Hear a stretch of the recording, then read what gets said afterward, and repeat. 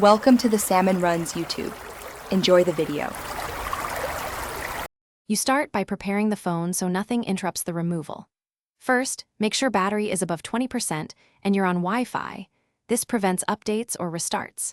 Next, open the Themes app or long press an empty area on the home screen to reach theme controls. Once that view appears, locate the active theme entry.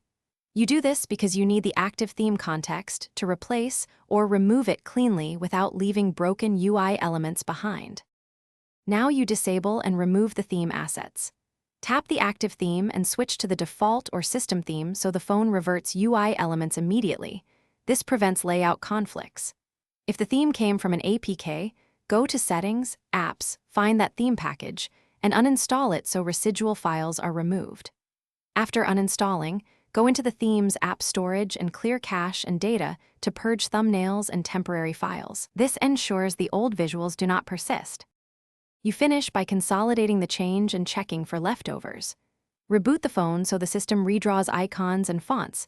This usually resolves any residual traces. If you still see odd icons or fonts, open Settings, Apps, Show System Apps, and reset the home launcher settings to default. That forces a fresh launcher configuration.